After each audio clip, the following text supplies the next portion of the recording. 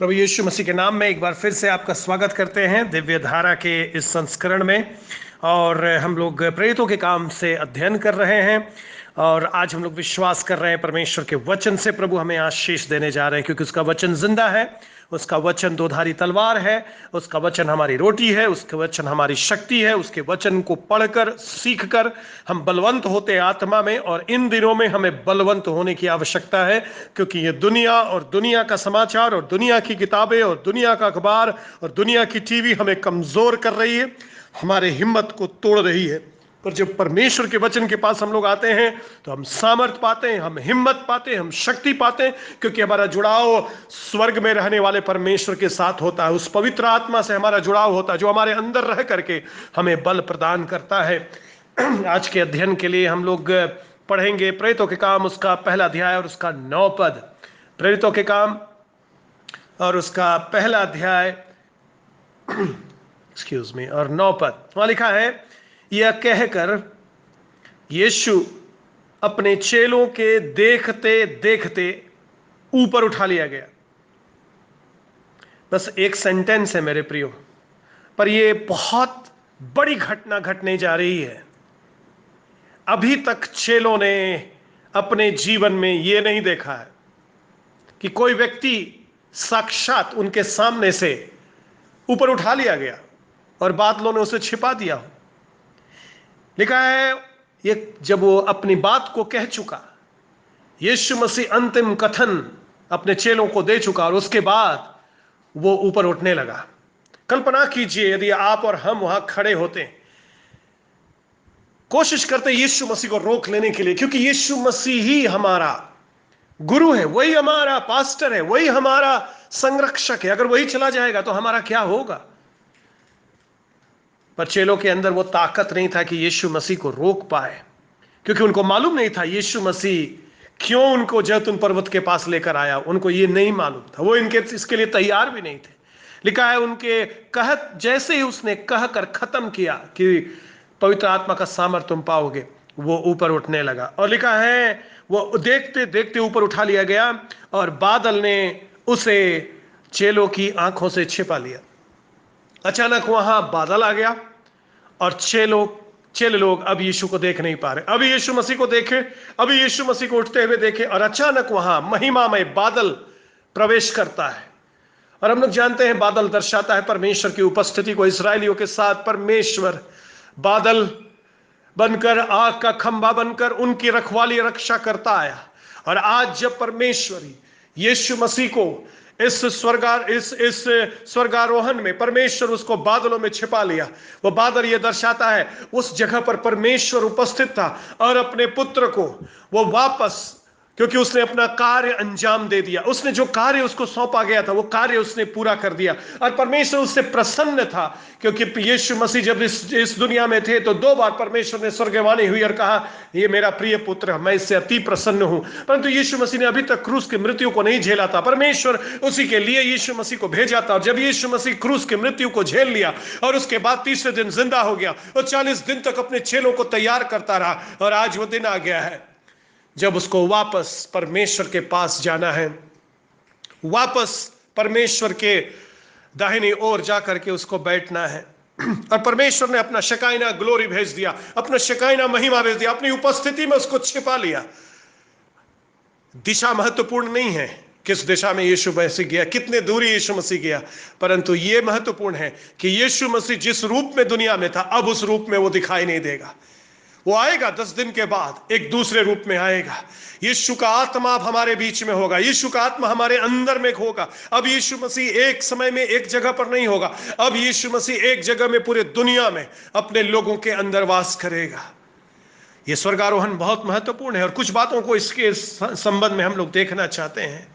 एकमात्र स्थान है चारों सुसमाचार के बाद जहां पर स्पष्ट तौर पर बताया गया क्या घटना घटा जिस दिन यीशु मसीह का स्वर्गारोहण हुआ। और केवल और एक सुसमाचार है जिसमें मरकुस ने केवल यह लिखा, और इस बात को कहकर यीशु मसीह स्वर्ग पर उठा लिया गया, परंतु और सारी बातें वहां नहीं लिखी हुई है। परंतु यहां पर जब लूका ने इसको लिखा है तो हम लोग जानते हैं लूका ने जांच पड़ताल करके लिखा है। और क्या दर्शाता है स्वर्गारोहण, क्या दर्शाता है? स्वर्गारोहण दर्शाता है महिमा को प्राप्त करना, स्वर्गारोहण दर्शाता है अधिकार को प्राप्त करना, स्वर्गारोहण दर्शाता है यीशु मसीह का अब राजा बन करके स्वर्ग में वापस प्रवेश करना। क्योंकि यीशु मसीह भविष्यवक्ता भी था, यीशु मसीह याजक भी था, यीशु मसीह राजा भी था।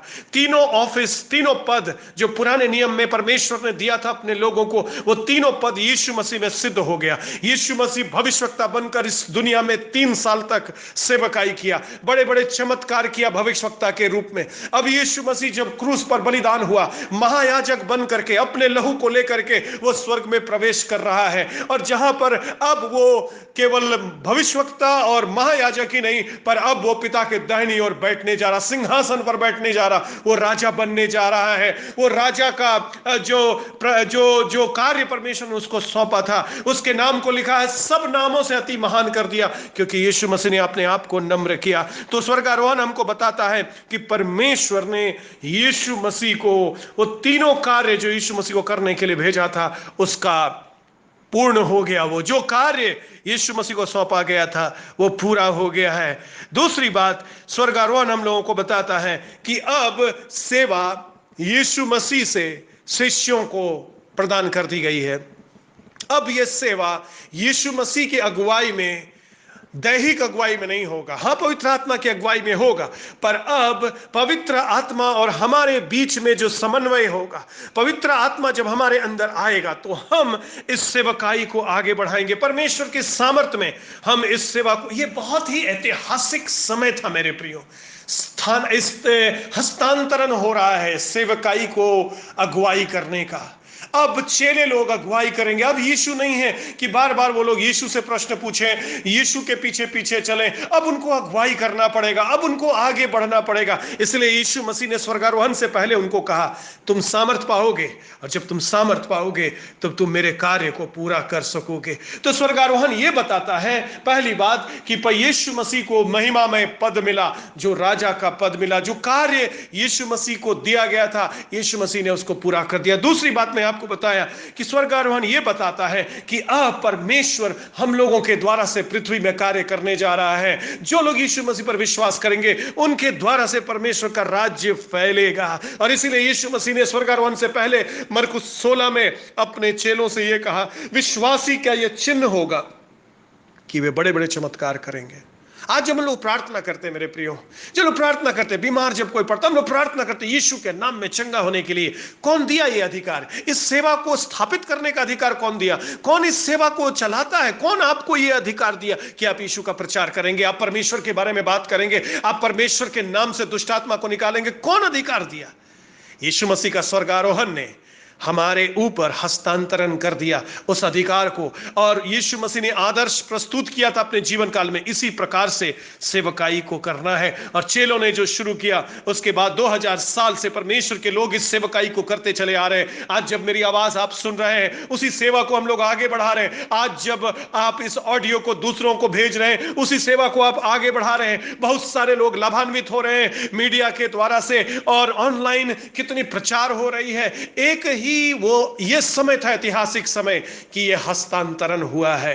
अधिकार पर यीशु मसीह ने दे दिया है। क्योंकि मत्ती में जब आप जाएंगे, मत्ती का अंत इसी से होता है, स्वर्ग और पृथ्वी का सारा अधिकार मुझे दिया गया। ये यीशु मसीह कब बोल रहा है? जब क्रूस पर वो मर गया और तीसरे दिन जिंदा हो गया। क्योंकि अब उसको अधिकार दे दिया गया है, उसके नाम को सब नामों से ऊंचा कर दिया गया है। और उसने कहा, इसलिए तुम जाओ, इसलिए तुम जाओ और सुसमाचार का प्रचार करो, और सारी जातियों को चेला बनाओ, और पिता, पुत्र और पवित्र आत्मा के नाम से बपतिस्मा दो। आपका संस्था आपको रिकॉग्नाइज करे या ना करे, आपको सुसमाचार सुनाने के लिए वो आपको प्रमाण पत्र दे या ना दे, बपतिस्मा देने के लिए प्रमाण पत्र दे या ना दे, परंतु यीशु मसीह वो प्रमाण पत्र आपको दे करके 2000 साल पहले इस दुनिया से चला गया। पुरुष हो या स्त्री हो, क्या स्त्रियों को सुसमाचार सुना सकते हैं? क्या वो लोग प्रचार कर सकते हैं? यीशु मसीह ने कोई विभाजन नहीं किया। क्या वे लोग बपतिस्मा दे सकते हैं? यीशु मसीह ने कोई विभाजन नहीं किया। हाँ, संस्था विभाजन करती है, परंतु हम संस्था से बढ़कर यीशु मसीह की बात को मानते हैं। यीशु मसीह में जो विश्वास करता है वो विश्वासी हो जाता है, चाहे वो पुरुष हो, चाहे स्त्री हो,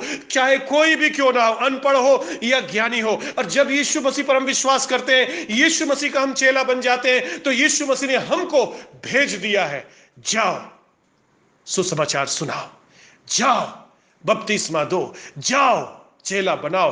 हो सकता है कि अलग अलग सेवा आपको मिला हो, सबको एक प्रकार का सेवा नहीं मिला है।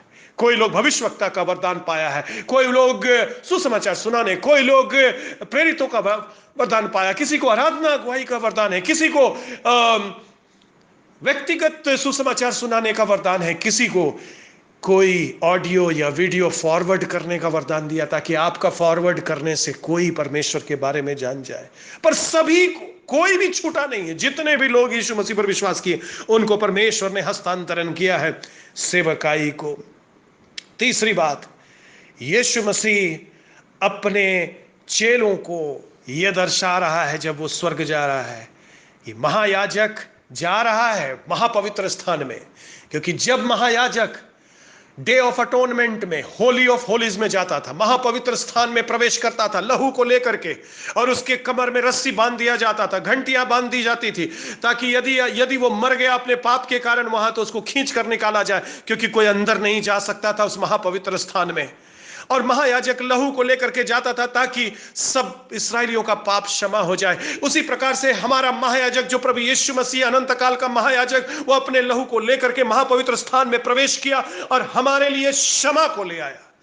और जब याजक जाता था और जो वापस आता था तो आशीष को लेकर के आता था, क्षमा को लेकर के आता था। और यीशु मसीह जब स्वर्गारोहण उनका हो रहा है, यीशु मसीह अपने चेलों को यह बता रहे, मैं जा रहा हूं महापवित्र स्थान में, पर याद करना वहां मैं रहूंगा नहीं, मैं तुमको लेने के लिए आऊंगा।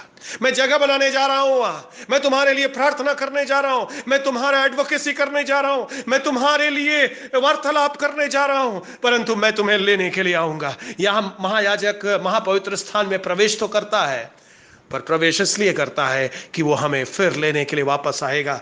और स्वर्गारोहण क्या बताता है? स्वर्गारोहण बताता है कि पूरी दुनिया पर परमेश्वर का राज हो गया। अब ये नासरत का यीशु नासरत का नहीं रह गया, अब ये वैश्विक यीशु हो गया है।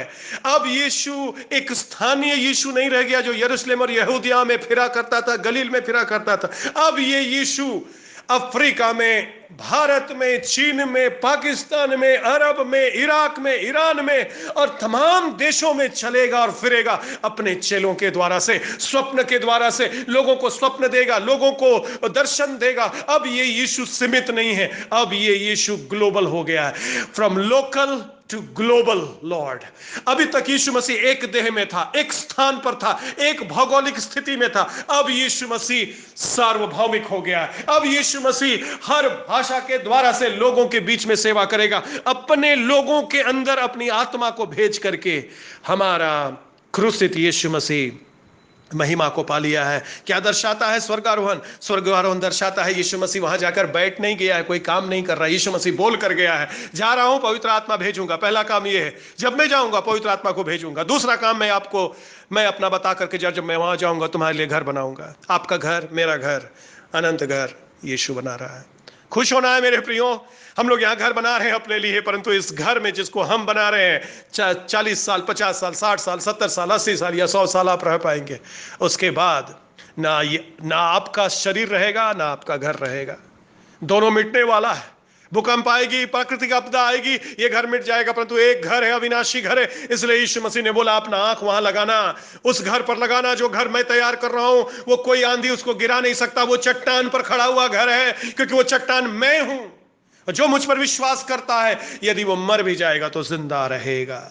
स्वर्गारोहण हमारे पूरे इतिहास को बदल दिया मेरे प्रियो। स्वर्गारोहण हम लोगों को यह बताता है, मसीही विश्वास को जिसने आरंभ किया वो मर करके खत्म नहीं हो गया, वो आज भी जिंदा है।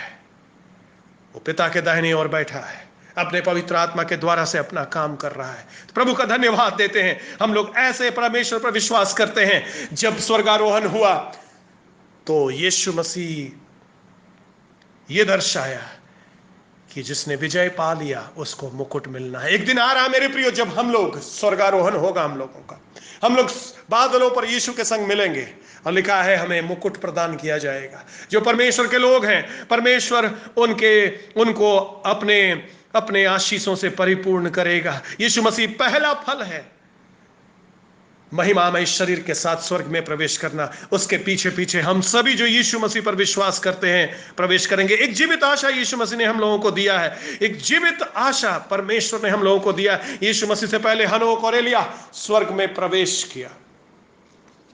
यीशु मसीह हमारे आदर्श बन करके स्वर्ग में प्रवेश किया, और यीशु मसीह हम लोग से यही चाहता है कि हमारा देह, अब यीशु मसीह का देह दुनिया में है, वो देह नहीं जिसमें 2 हाथ था 2 पैर था। अब जो देह यीशु मसीह छोड़ करके गया, 120 लोगों का देह तैयार करके गया था, और आज दुनिया की आधा से ज्यादा आबादी वाला ये देह है, और ये देह हम और आप है। इसमें 1 2 हाथ और 2 पैर नहीं है, इसमें असंख्य हाथ और असंख्य पैर है।